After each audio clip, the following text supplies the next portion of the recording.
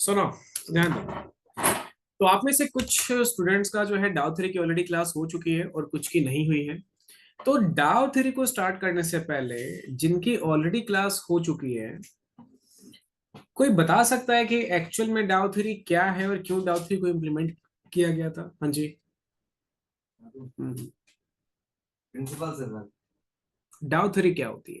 Principles बात का topic है। क्यों डाउ थ्री को लाया गया, प्रिंसिपल्स क्यों बनाए गए, क्या रीजंस था डाउ थ्री का, एंड आज किस तरीके से यूज किया जाता है? बेसिक एनालिसिस इसके थ्रू ही बने थे। थोड़ा लाउड इसके थ्रू बने एनालिसिस। और लाउड। एनालिसिस सर इसके थ्रू ही बने।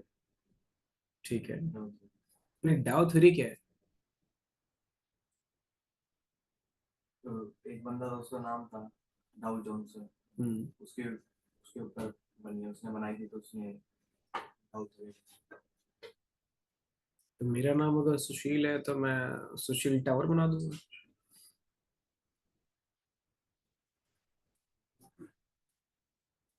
जब मैं 12th क्लास में था ना, तो एक मेरा फ्रेंड था। तो वो स्कूल में आए, तो वो पिक्चर्स लेकर के आता था लड़कियों की। तो बुक्स मिलती थी ना उस टाइम पे, मैगजीन्स मिलती थी, सर बुक्स भी नहीं होती थी, मैगजीन होती थी। तो उसने, अब वो पता है क्या कहता था, वो ना पिक्चर काट काट के लेकर के आता था, चिपकाता था पूरी, उसने बना रखी थी अच्छी खासी। तो उसने बोला कि देखो ये लड़की बड़ी फेमस है। बोला क्या नाम है उसका? तो उसने मिया खलीफा बताया। ठीक है, हाँ हाँ हाँ, उस टाइम पे। तो मैंने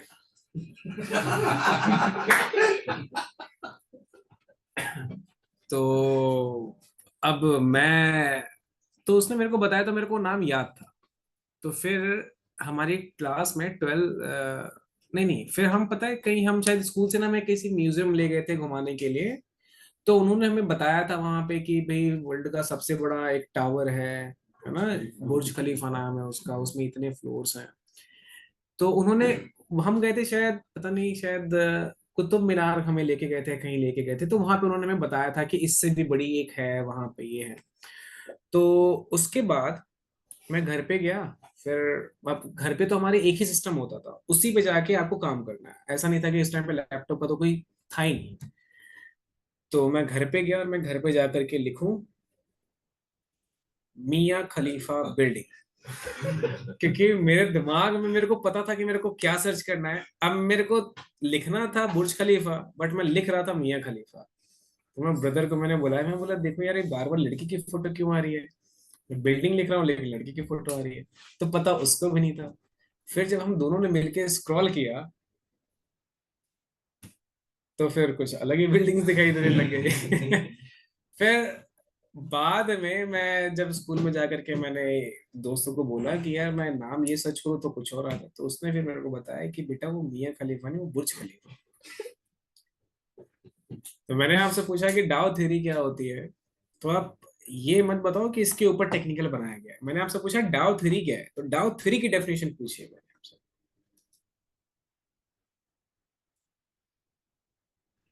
हाँ जी।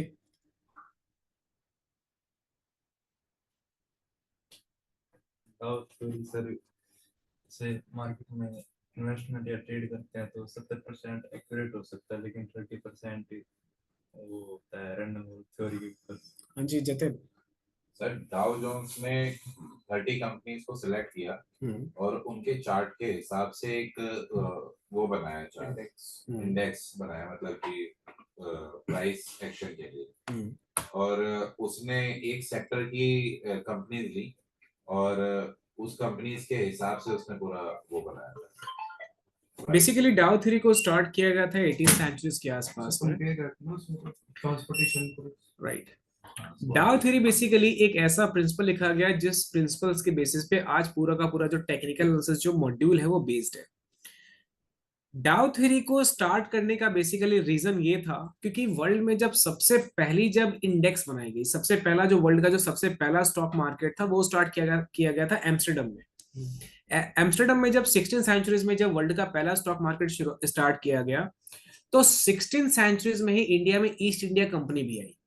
अब ईस्ट इंडिया कंपनी जब इंडिया में आई और एम्स्टर्डम में जब वर्ल्ड की पहली स्टॉक मार्केट की शुरुआत की गई, तो ईस्ट इंडिया कंपनी की जो वैल्यूएशंस थी या फिर वो जो इंपोर्ट एक्सपोर्ट करते थे या वर्ल्ड में जितने भी जो कॉन्ट्रैक्ट बनते थे, कॉन्ट्रैक्ट इन द वे कि पहले के टाइम पे 16 सेंचुरीज के आसपास जो भी कॉन्ट्रैक्ट बनते थे उसको हम लोग बोलते थे ओटीसी कॉन्ट्रैक्ट या फॉरवर्ड कॉन्ट्रैक्ट।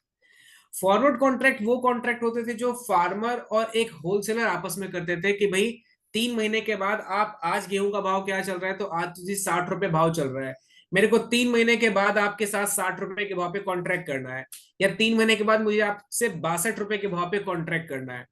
तो पहले के टाइम पे क्या होता था कि जो होलसेलर था वो फार्मर से 3 महीने बाद के लिए, 1 साल बाद के लिए या 2 साल बाद के लिए पहले ही कॉन्ट्रैक्ट कर लेता था, ताकि 2 साल के बाद अगर गेहूं के रेट बढ़ भी जाए तो उस होलसेलर को 60 रुपए के भाव से ही फार्मर से गेहूं मिले।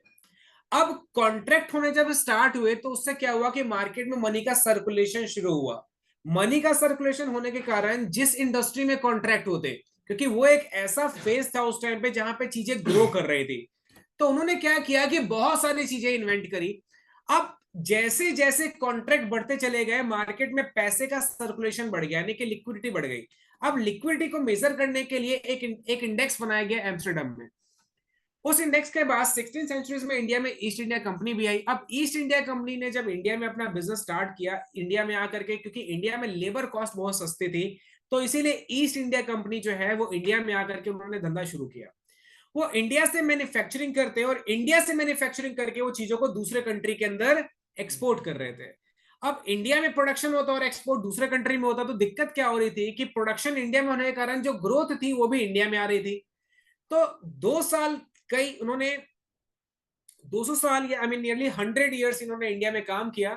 एंड देन उसके बाद धीरे धीरे धीरे धीरे जो भी इंडिया के अंदर जो कंपनीज काम कर रही थी, उन्होंने धीरे धीरे अपना पूरा बिजनेस जो है वो यूएस में शिफ्ट कर लिया। एंड 18 सेंचुरीज में ईस्ट इंडिया कंपनी ने एक तरीके से अपना पूरा का पूरा जो बिजनेस जो उन्होंने इंडिया में स्टार्ट किया हुआ था, उन्होंने पूरा का पूरा बिजनेस वो वापस ले गए। एंड 18 सेंचुरीज में यूएस में एक रेवोल्यूशन आया, जिस रेवोल्यूशन को इंडस्ट्रियल रेवोल्यूशन के नाम से जाना जाता है। एंड एक ऐसा रेवोल्यूशन जिस रेवोल्यूशन में यूएस में देखते ही देखते उनकी इकोनॉमी जो 1.7 ट्रिलियन की थी, वो देखते ही देखते 7 ट्रिलियन के आसपास की इकोनॉमी पहुंच गई, क्योंकि उनकी जो मार्केट थी, उनका जो प्रोडक्शन था, उनका जो इंडस्ट्री था, वो वर्ल्ड में सबसे बड़ा था। उन्होंने अपनी इंडस्ट्री को बूस्ट करना स्टार्ट किया और देखते देखते उनकी इंडस्ट्री ने ग्रो करना स्टार्ट कर दिया। 18 सेंचुरीज में जब इंडस्ट्री रिवोल्यूशन आया तो इंडस्ट्री तो ग्रो हो रही थी, बट प्रॉब्लम क्या था? प्रॉब्लम इस चीज में था कि ये समझ में नहीं आ रहा था कि इंडस्ट्री बढ़ने से मार्केट बढ़ रही है, जीडीपी बढ़ रही है, जीडीपी बढ़ने से इंडस्ट्री बढ़ रही है। अगर जीडीपी ग्रो हो रही है तो उस जीडीपी में इस इंडस्ट्री का कितने परसेंट का पार्टिसिपेशन आ रहा है? इंडस्ट्री तो बहुत बड़ी होती है। अब इंडस्ट्री भी है, फार्मास्यूटिकल भी है, ऑटो सेक्टर भी है, एग्रीकल्चर सेक्टर भी है, तो सारे सेक्टर ही ग्रो हो रहे हैं। लेकिन ये कैसे पता किया जाए कि जो सबसे लीडिंग सेक्टर है वो तो इंडस्ट्री है। अब इंडस्ट्री कितने परसेंट से अगर ग्रो हो रही है तो उसका कितना पार्टिसिपेशन हमारे जीडीपी में आ रहा है, यानी कि ग्रॉस डोमेस्टिक प्रोडक्ट। इंडिया का जो एक्चुअल जीडीपी है वो जीडीपी कितने परसेंट से ग्रो हो रहा है जब इंडस्ट्री ग्रो हो रही है। तो इस चीज को मेजर करने के लिए एक पर्सन हुए, एक आदमी हुए जिनका नाम था चार्ल्स एच डाउ। बेसिकली इनको हम लोग चार्ल्स एच डाउ के नाम से जानते हैं। चार्ल्स एच डाउ सबसे पहले एक पर्सन थे जो एक तरीके से जो सबसे पहले वर्ल्ड के पहले टेक्निकल एनालिस्ट हुए। वर्ल्ड का जो सबसे पहले टेक्निकल एनालिस्ट था उनका नाम था चार्ल्स एच डाउ। एंड उस टाइम पे 18 सेंचुरीज में उन्होंने एक इंडेक्स बनाया। उस इंडेक्स को नाम दिया था डाउ जोन्स, जो आज यूएस की सबसे बड़ी और वर्ल्ड की सबसे बड़ी स्टॉक एक्सचेंज के नाम से जानी जाती है। 18 सेंचुरीज में ही चार्ल्स एस डाउ ने इंडेक्स भी बनाया, और इस इंडेक्स को बनाने के बाद उन्होंने एक पब्लिशिंग हाउस भी लिखी, एक पब्लिशिंग हाउस भी बनाया जिसको नाम दिया गया था द वॉल स्ट्रीट जर्नल। आज जैसे इंडिया में मनी कंट्रोल है, इकोनॉमिक्स टाइम्स है, ब्लूमबर्ग क्विंट है, उसी तरीके से यूएस में पहला जो पब्लिशिंग हाउस आया, पहला जो कम्युनिकेशन जो है, या एक टेलीकॉम कह लो, या फिर जो एक फाइनेंशियल सर्विसेज जो एजेंसी आई, उसका नाम था द वॉल स्ट्रीट जर्नल।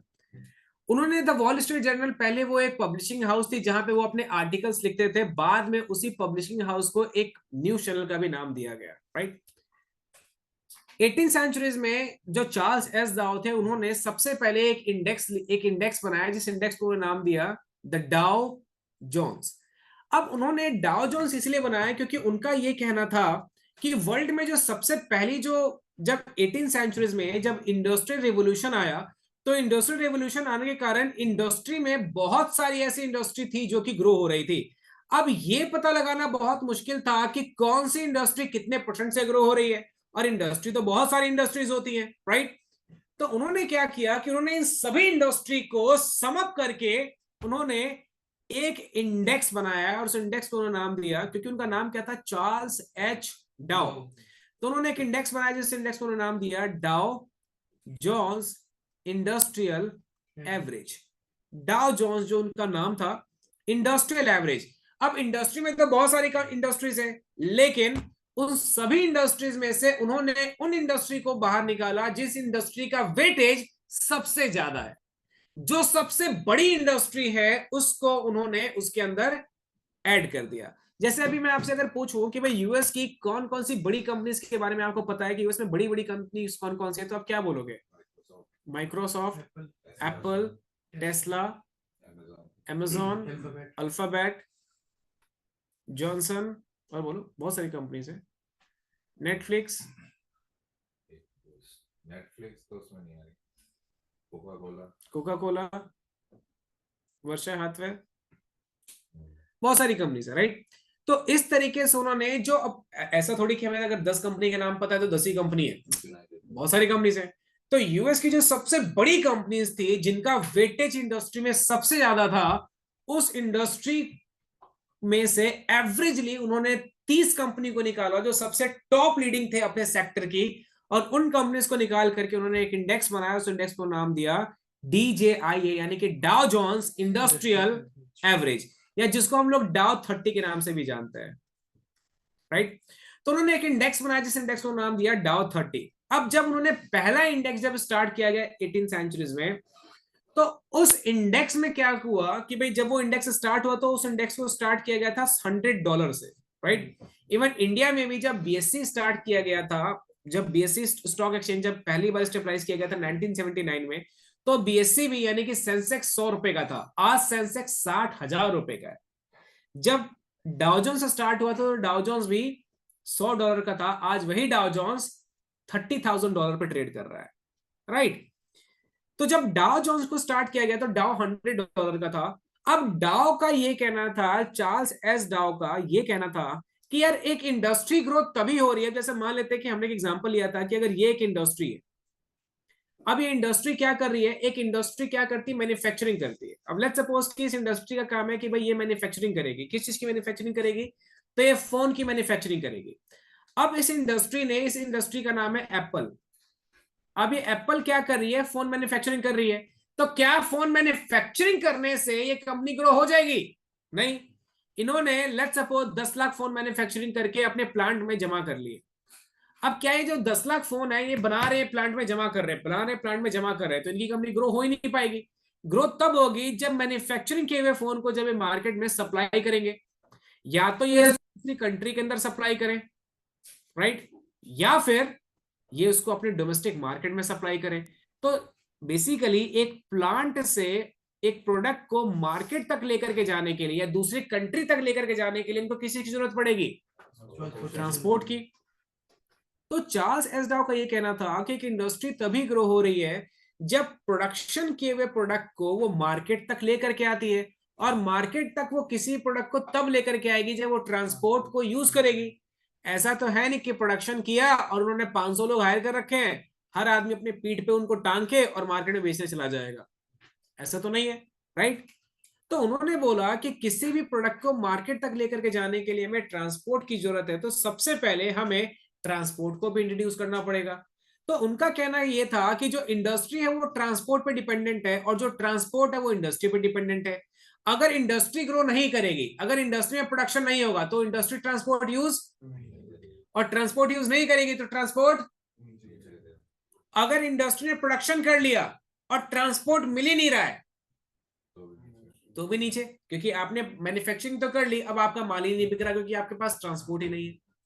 जिस दिन इंडिया में स्ट्राइक लगता है उस दिन इंडिया की पूरी मार्केट गिर जाती है। क्यों? क्योंकि इंपोर्ट एक्सपोर्ट नहीं हो रहा है, आपके पास चीजें पहुंचेंगी नहीं, तो जिसके पास जितना सामान पड़ा हुआ है वो क्या करेगा? प्राइस बढ़ा देगा, जिसके कारण इन्फ्लेशन भी शूट अप होगा। तो इंडिया का सबसे डिपेंडेंट सेक्टर कौन सा होता है? ट्रांसपोर्टेशन। तो उनका कहना था कि ट्रांसपोर्ट और इंडस्ट्री ये दोनों आपस में एक दूसरे पे डिपेंडेंट है, तो इसीलिए उन्होंने एक और इंडेक्स बनाया और उस इंडेक्स को नाम दिया डाउ जोन्स ट्रांसपोर्टेशन एवरेज। इसका उन्होंने क्या नाम दिया? Dow Jones industrial average. तो इसका उन्होंने नाम दिया DJTA, Dow Jones transportation average. और इसको भी जब उन्होंने स्टार्ट किया तो इसको भी $100 से ही स्टार्ट किया गया। अब उनका ये कहना था कि अगर इंडस्ट्री ग्रो होगी तभी ट्रांसपोर्ट ग्रो होगा, और इंडस्ट्री गिरेगी तो ट्रांसपोर्ट भी गिरेगा। ये सिंपल सी बात है। लेकिन प्रॉब्लम कब आई? अगर चीजें इसी हिसाब से चलती रहती तो आज इंडियन स्टॉक मार्केट में किसी को भी नुकसान नहीं होता। क्यों? हम सबको पता है कि हमारी इकोनॉमी अच्छा परफॉर्म कर रही है। अगर इकोनॉमी अच्छा परफॉर्म कर रही है तो मार्केट को भी तो अच्छा परफॉर्म करना चाहिए, बट ऐसा हमेशा नहीं होता है। इंडस्ट्री ग्रो हो जाती है बट ट्रांसपोर्ट ग्रो नहीं हो पाता। इंडस्ट्री ग्रो हो जाती है, जीडीपी बढ़ जाती है, लेकिन हमारी मार्केट नहीं बढ़ पाती है। कई बार क्या होता है कि हमारी जीडीपी गिर जाती है फिर भी मार्केट बढ़ जाती है।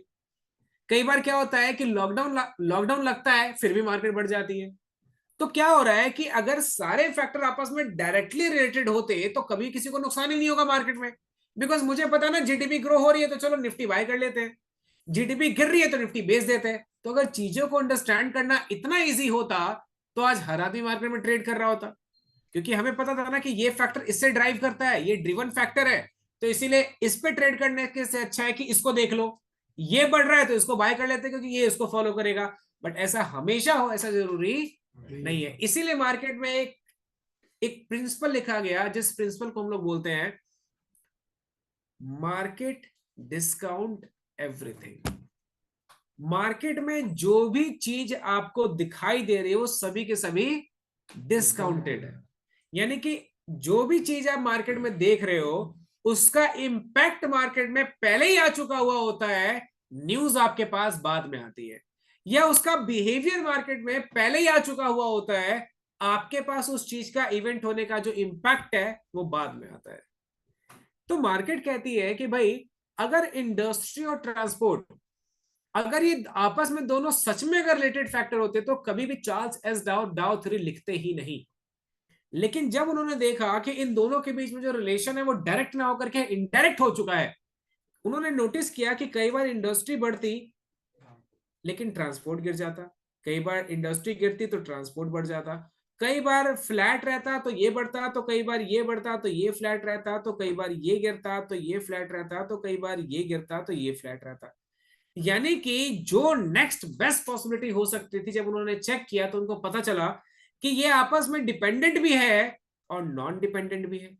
तो जब तक ये डिपेंडेंट है तब तक तो मार्केट ठीक है, लेकिन जब ये इंडिपेंडेंट हो गए तो इस इंडिपेंडेंट टर्म को बोला जाता है रैंडम वॉक थ्योरी। मुझे पता है कि आपका जो अटेंशन है वो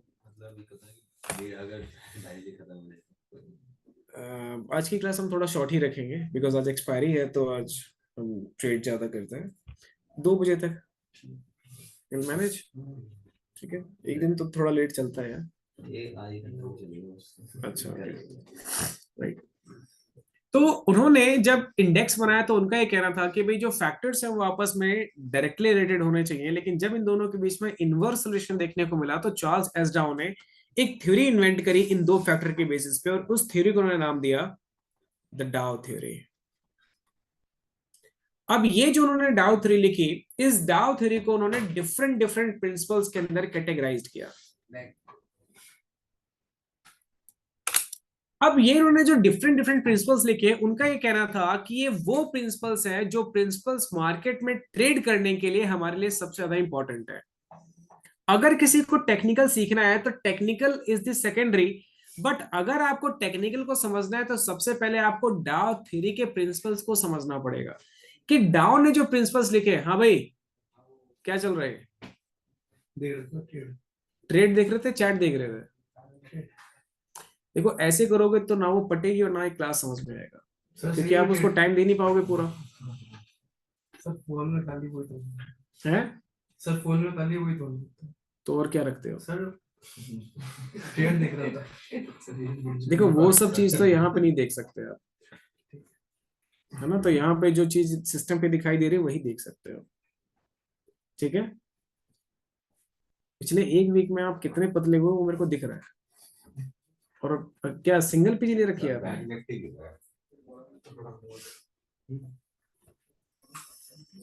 ध्यान दो। तो बेसिकली तो चार्ल्स एसडाउ ने मार्केट को टोटल 7 अलग अलग डिफरेंट प्रिंसिपल्स में कैटेगराइज किया। जो चार्ल्स एसडाउ ने मार्केट को डिफरेंट प्रिंसिपल्स दिए, आज के टाइम पे हम उन्हीं प्रिंसिपल्स को मार्केट में यूज करते हैं ट्रेड करने के लिए, राइट।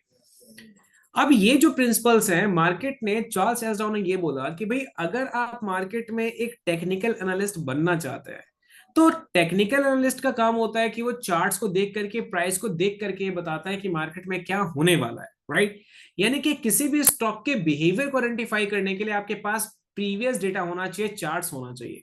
तो चार्ट एक सबसे वाइटल रोल प्ले करता है आपकी ट्रेडिंग में। लेकिन चार्ट्स को देखने से पहले क्या ऐसे प्रिंसिपल्स हैं जो चार्ट के ऊपर इंपैक्ट डाल सकते हैं, यानी कि जो प्राइस के बिहेवियर को इन्फ्लुएंस कर सकते हैं, उन प्रिंसिपल्स को ही डाउ थ्योरी बोला जाता है, राइट।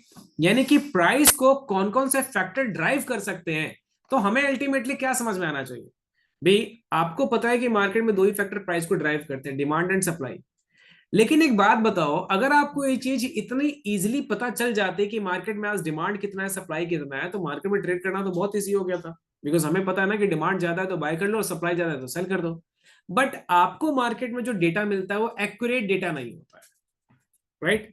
इसीलिए टेक्निकल को डाउ थ्योरी ने डिफरेंट डिफरेंट प्रिंसिपल्स में कैटेगराइज किया कि भाई अगर आपने एक ट्रेडर बनना है तो आपने सारे प्रिंसिपल्स की समझ आपके पास होनी चाहिए कि अगर एक स्टॉक का प्राइस ऊपर जाता है तो सिर्फ आपने पोजीशन तब नहीं बनानी जब एक स्टॉक का प्राइस बढ़ रहा हो, अदर फैक्टर्स भी होने चाहिए जो उस प्राइस को कंफर्म कर रहा हो।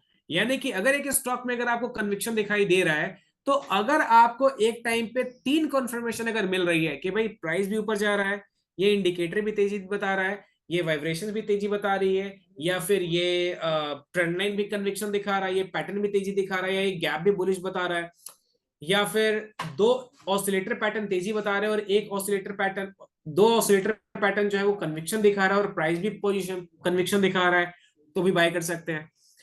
2 लीडिंग पॉजिटिव दिखा रहा है और एक लैगिंग पॉजिटिव दिखा रहा है, तो भी पोजीशन बना सकते हैं। कहने का मतलब क्या है कि एटलीस्ट एक टाइम पे अगर आपके पास 3 कॉन्फर्मेशन एट ए टाइम मिल रही है, तो आपने जो पोजीशन बनाई है वहां पे कन्विक्शन के चांसेस, जो ट्रेड्स है उसके सही होने के चांसेस ज्यादा होते हैं।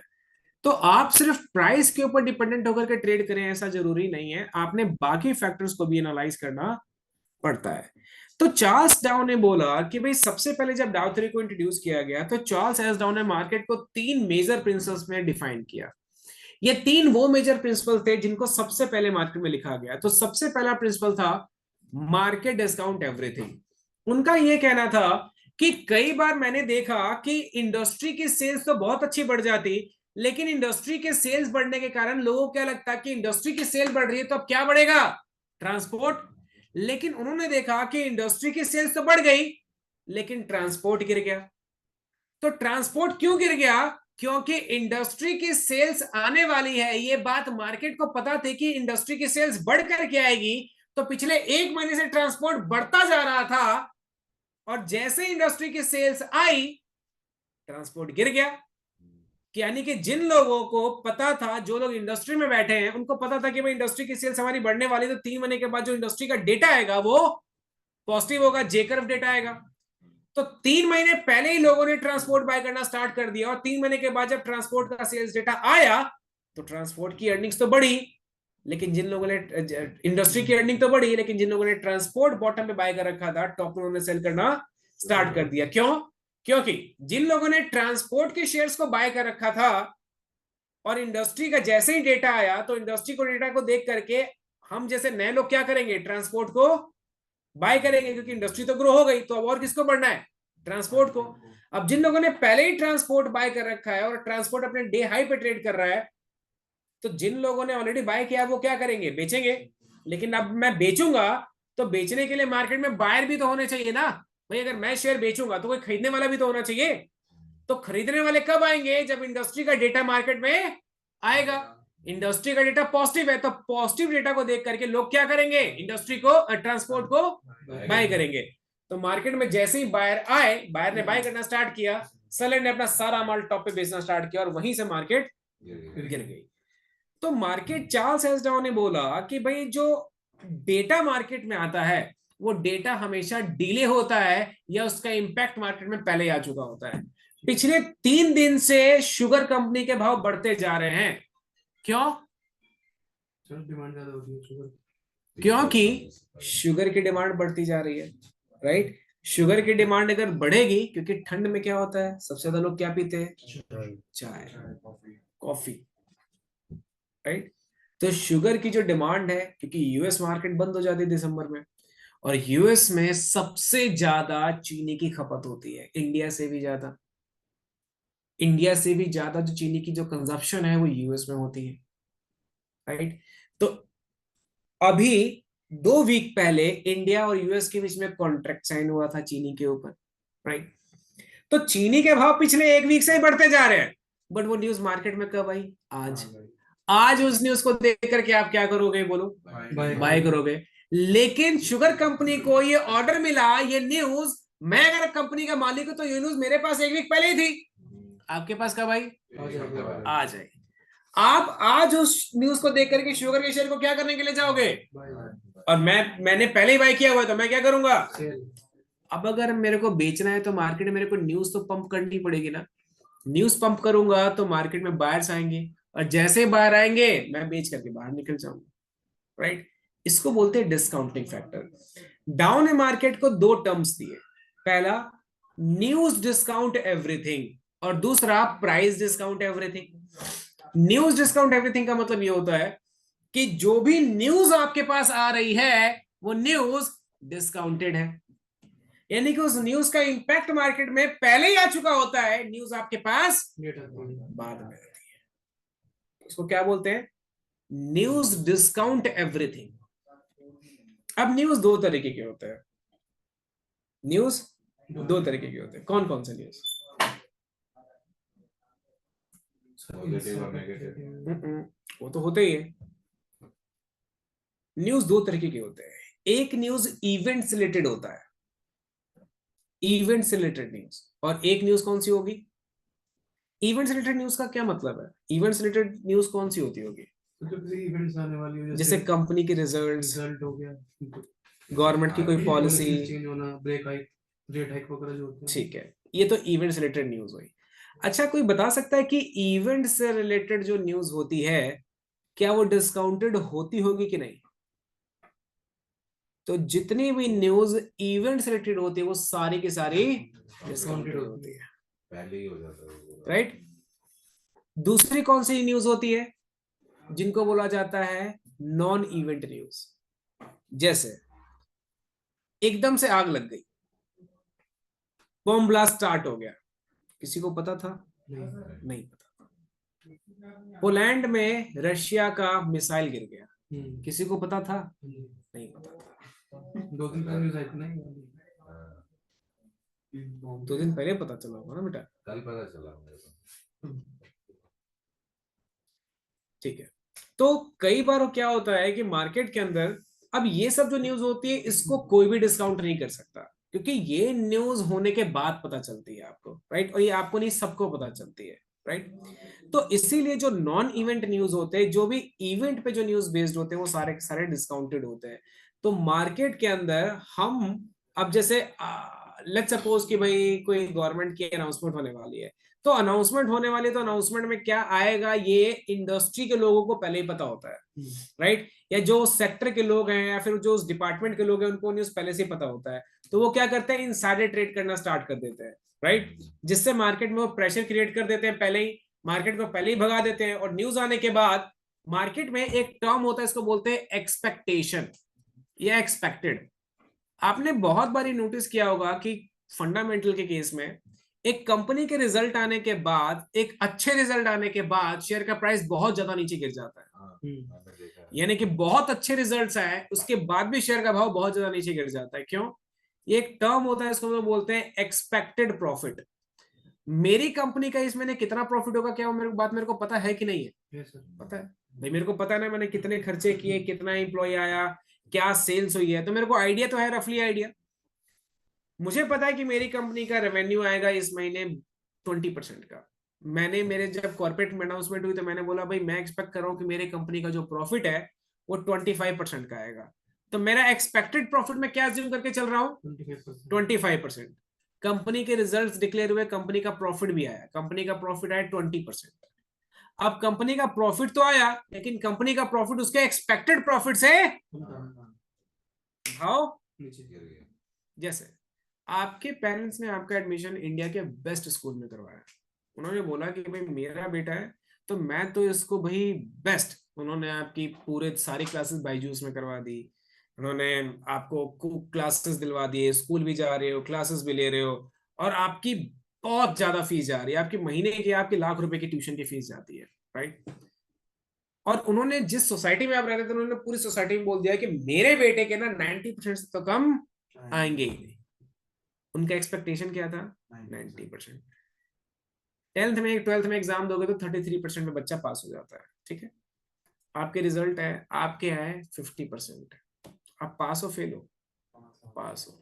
लेकिन पूरे सोसाइटी अपने पेरेंट्स की नजर में आप क्या हो गए? फेल। इसको बोलते हैं एक्सपेक्टेशन, राइट। मार्केट में एक्सपेक्टेशन पे मार्केट चलती है, राइट। अगर कोई चीज उसके एक्सपेक्टेशन से कम आई, गिर गया, एक्सपेक्टेशन से ज्यादा आई तो बहुत ज्यादा भाग जाता है, राइट। इसको बोलते हैं discounting factor. Then history tends to repeat itself. Dow ने बोला कि पहले जब मैंने डीजीआई और डीजेटीए को यानी कि इंडस्ट्रियल एयर ट्रांसपोर्ट को जब कंपेयर किया तो पहले मैंने देखा कि दोनों सेम तरीके से ही चल रहे हैं। बाद मेरे को देखने को मिला कि ये ऊपर जाता तो ये नीचे आ जाता, ये नीचे आता तो ये ऊपर चला जाता। यानी कि मेरे पास पास्ट डेटा था तभी मैंने उसको कंपेयर करके फ्यूचर का डेटा चेक किया, right. History tends to repeat itself का मतलब यह है कि अगर आपको फ्यूचर को प्रिडिक्ट करना है तो आपके पास पास्ट का डेटा होना जरूरी है, राइट। जब तक आपके पास पास्ट डेटा नहीं होगा फ्यूचर को प्रिडिक्ट नहीं कर सकते। जैसे आप पिछले 2 दिन से आप इसको जानते हो, राइट, पिछले 2 दिन से तो आपको पता है कि ये कैसा लड़का है। आप पहली क्लास में अगर इससे मिलोगे तो आपको पता ही नहीं है कैसा लड़का है, राइट। अब आपको पता है कि ये जैन साहब है, राइट, इसको पता है कि आप बहादुरगढ़ से हो, पहले तो नहीं पता था। तो किसी भी चीज के फ्यूचर को प्रिडिक्ट करने के लिए आपके पास पास्ट डेटा होना जरूरी होता है। जब तक आपके पास पास्ट डेटा नहीं होगा आप फ्यूचर को प्रिडिक्ट ही नहीं कर सकते। जैसे मैंने आपको एग्जांपल दिया था कि अगर मैं आपके पास आता हूं, मैं आपको बोलता हूं कि भाई मेरे को 10 लाख रुपए चाहिए इमीडिएटली, तो आप बोलोगे सर मैं तो आपको जानता ही नहीं, अभी तो मेरी आपके साथ 1 क्लास हुई है, 2 क्लास हुई है, तो मैं तो आपको जानता भी नहीं हूं कि आप कौन हो, तो मैं आपको पैसा कैसे दे सकता हूँ। आप मुझे पिछले 20 साल से जानते हो, अब मैं आपके पास आऊंगा कि भी मेरे को 10 लाख रुपए चाहिए, आप मेरे को इंस्टेंट पैसा दे दोगे, आप बोलोगे भाई ये ऐसे बंदे हैं कि पैसा लेते और इंस्टेंट दे देते हैं, राइट। तो आपको बिकॉज मेरा पास्ट हिस्ट्री पता है इसलिए आप मेरे को पैसा दे रहे हो। आपको मेरा पास्ट हिस्ट्री नहीं पता है तो आप मेरे को फंडिंग नहीं करोगे, सिंपल। तो किसी भी स्टॉक, अब आपके पास जैसे मैंने एग्जांपल लिया कि भाई आपके पास 2 स्टॉक है, एक ऐसा स्टॉक जिसका पास्ट डेटा आपके पास गिवन है और वो स्टॉक अभी यहाँ पे ट्रेड कर रहा है, और एक स्टॉक जिसका कोई भी पास्ट डेटा है ही नहीं। तो इस स्टॉक में ट्रेड करना ज्यादा इजी है क्योंकि मुझे पता है कि सर इस स्टॉक ने अगर इस लेवल के ऊपर क्लोजिंग दे दी तो तेजी, और सर इस स्टॉक ने अगर इस लेवल के नीचे क्लोजिंग दे दी तो मंदी। यानी कि मुझे पता है कि ये इसका अपर लेवल है और ये इसका लोअर लेवल है, अगर इसके ऊपर जाएगा तो तेजी आएगी और इसके नीचे आएगा तो मंदी आएगी। लेकिन इस स्टॉक में ये स्टॉक को यहां से ऊपर जाएगा या नीचे जाएगा या कहां जाएगा मेरे को नहीं पता। तो मेरे पास अगर पास्ट डेटा गिवन है तो मैं फ्यूचर को इजीली आइडेंटिफाई कर सकता हूं, अगर मेरे पास पास्ट डेटा नहीं है तो मैं फ्यूचर को प्रिडिक्ट नहीं कर सकता। फिर मार्केट कहती है कि प्राइस मूव्स इन ट्रेंड। हमेशा जो प्राइस है वो किसी ना किसी ट्रेंड को फॉलो कर रहा होगा, कभी भी ऐसा नहीं होगा कि मार्केट आउट ऑफ ट्रेंड जाता है। जैसे लेट्स से कि मेरे पास ये एक स्टॉक है, राइट। अब ये जो स्टॉक है यहां पे ध्यान देंगे तो इसका नाम है सीमेंस। अब सीमेंस का अगर आप ध्यान देंगे तो देखो सीमेंस का भी भाव क्या चल रहा है 2877। अब इस स्टॉक पे अगर आप ध्यान दोगे तो देखो पहले क्या हुआ कि मार्केट नीचे गिरी, डाउनफॉल आया, डाउनफॉल आने के बाद सीमेंस में फिर जैसे ही मार्केट ने इस डाउन ट्रेंड को अपसाइड में क्रॉस किया तो फिर सीमेंस में बहुत अच्छी तेजी देखने को मिली। तेजी के बाद फिर सीमेंस में क्या देखने को मिला, एक गिरावट देखने को मिला। मंदी के बाद फिर सीमेंस में क्या देखने को मिला, तेजी देखने को मिली।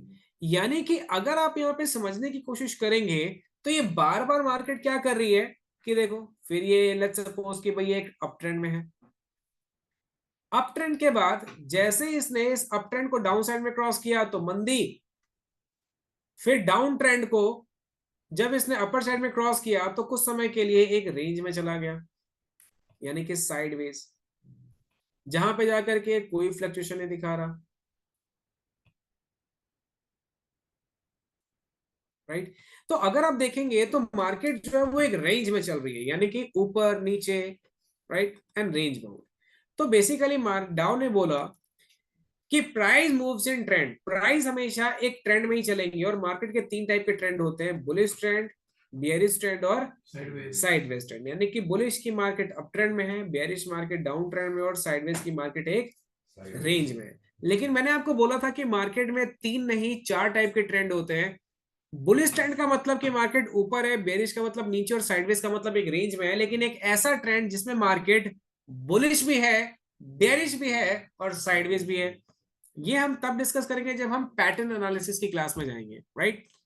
तो डाउ ने आपको ये तो बता दिया कि भाई मार्केट में 3 मेजर प्रिंसिपल्स है जिसको मार्केट में आपको यूज करना है। एंड फिर डाउ ने आपको एक और थ्योरी दी जिस थ्योरी को हम लोग डाउ थ्योरी के नाम से जानते हैं। तो ये तो 3 बेसिक थ्योरी थी, लेकिन इसमें और थ्योरीज को ऐड करके एक थ्योरी बनाई गई जिसको नाम दिया गया। तो डाउ कहते हैं कि टेक्निकल एनालिसिस 70% ही मार्केट में डिपेंडेंट है। आप टेक्निकल को यूज करके सिर्फ 70% मार्केट को प्रिडिक्ट कर सकते हो, क्योंकि 30% मार्केट किस पे चलती है, इवेंट पे, इवेंट पे। और इवेंट पे या नॉन इवेंट पे, जो नॉन इवेंट होते हैं उनको प्रिडिक्ट करना इज नेक्स्ट टू इम्पॉसिबल। आप कितने ही बड़े एनालिस्ट क्यों ना हो, आपके पास कितने ही साल का एक्सपीरियंस क्यों ना हो, आप तेजी में बैठे हो, इंडिया और पाकिस्तान का लड़ाई होने वाला ये न्यूज ना आपको पता है और ना ही किसी और को पता है, राइट। तो इसीलिए मार्केट, कई बार मार्केट में जब कोई न्यूज आ जाती है तो उस न्यूज को प्रिडिक्ट कर पाना किसी के बस की बात नहीं है। अभी हम लोग बैठे हैं, क्या पता यूएस और रशिया के बीच में लड़ाई स्टार्ट हो जाए, या हो सकता है अभी मोदी जी G20 समिट में गए, हो सकता है G20 समिट में मोदी को किसी ने मार दिया, किसी ने प्रिडिक्ट थोड़ी किया है, राइट। तो आ गए सर, रात को आ गए 11 बजे। ठीक है, थैंक यू। आप गए नहीं मोदी जी के साथ आज? आज ड्यूटी नहीं है सर, नाइट ड्यूटी है सर आज। अच्छा, तो आज कहाँ, पार्लियामेंट में कहाँ पे है? नहीं, उधर ही पीएम हाउस पर ही है सर। पीएम हाउस पे ही है? जी अच्छा, सर। ओके, ठीक है। तो बेसिकली मार्केट में जो 30% जो मार्केट होती है उसको हम लोग क्या बोलते हैं, रैंडम वॉक। और 70% जो मार्केट होती है वो किस पे चलती है, टेक्निकल एनालिसिस पे, राइट। इसीलिए इन दोनों को कंबाइंड करके 100% होता है। तो मार्केट में आपसे 70% मार्केट को ही प्रिडिक्ट कर सकते हो टेक्निकल को यूज करके, 30% जो मार्केट है वो रैंडम वॉक थ्योरी के ऊपर बेस्ड होती है। एंड देन डाउ ने एक ऐसा प्रिंसिपल दिया, जो टेक्निकल होता है वो होता है डे ट्रेडर के लिए, जो इंट्राडे ट्रेडर्स होते हैं या फिर जो पोजिशनल ट्रेडर होते हैं। लेकिन मार्केट कहती है कि आप टेक्निकल में ही एक थ्योरी होती है, इसको बोलते हैं Elliot wave theory. Elliot wave theory एक ऐसा थ्योरी होता है जो लॉन्ग टर्म ट्रेंड को रिप्रेजेंट करता है। इलियट वेव थ्योरी एक 3 इंपल्सिव और 2 करेक्टिव मूव को बताता है, यानी कि जिसमें अलग वेव बनती है, first wave, second wave, third wave, fourth wave and fifth wave, then ABC। यानी कि इस फेज को बोला जाता है इलियट वेव थ्योरी। तो टेक्निकल एनालिस्ट कहती है, डाउ थ्योरी कहते हैं कि अगर आपने किसी स्टॉक को इलियट के फर्स्ट वेव में पकड़ लिया तो आप इलियट का 3 वेव पकड़ सकते हो। और 3 वेव का मतलब है कि बहुत बड़ी रैली आप एक स्टॉक के अंदर कैप्चर कर सकते हैं, राइट। तो बेसिकली हमें डाउ थ्योरी में, यानी कि जो टेक्निकल जो थ्योरी दिया है, इसमें सबसे जो इंपॉर्टेंट थ्योरी है दैट इज डाउ theory and random walk theory. अब हम डिफरेंट डिफरेंट प्रिंसिपल्स या कैंडलस्टिक प्रिंसिपल्स क्यों यूज कर रहे हैं, ताकि ये जो रैंडम वॉक 30% जो मार्केट चल रही है, रैंडम वॉक का मतलब क्या है कि सर ये स्टॉक अपने ट्रेंड में चल रहा है, अपर ट्रेंड में, स्टॉक ने इसको डाउन साइड में क्रॉस किया, तो हमें क्या समझ में आ रहा है कि अब मार्केट में मंदी है, एंड जैसे स्टॉक ने इसको डाउन साइड में क्रॉस किया, आप यहाँ पे मंदी में बैठे और फिर से मार्केट ट्रेंड के अंदर चले गए और आप यहाँ पे ट्रैप हो गए और यहां से फिर मार्केट ऊपर चले गई। तो यहाँ पे आप क्या हुए, ट्रैप हुए। इस ट्रैपिंग को क्या बोलते हैं, रैंडम वॉक थ्योरी। तो इस रैंडम वॉक को कैसे समझा जाए और किस तरीके से मार्केट में ये जो गलतियां होती है, इन गलतियों को कैसे रिमूव करके मार्केट में एक सही पोजीशन साइजिंग की जाती है। इसीलिए टेक्निकल में मैं कैंडलस्टिक की बात नहीं कर रहा, इसीलिए टेक्निकल एनालिसिस में डिफरेंट टाइप के कैंडलस्टिक प्रिंसिपल्स की इन्वेंशन की गई, ताकि आप उन प्रिंसिपल्स को समझ करके इन थ्योरीज को अंडरस्टैंड कर सको, राइट।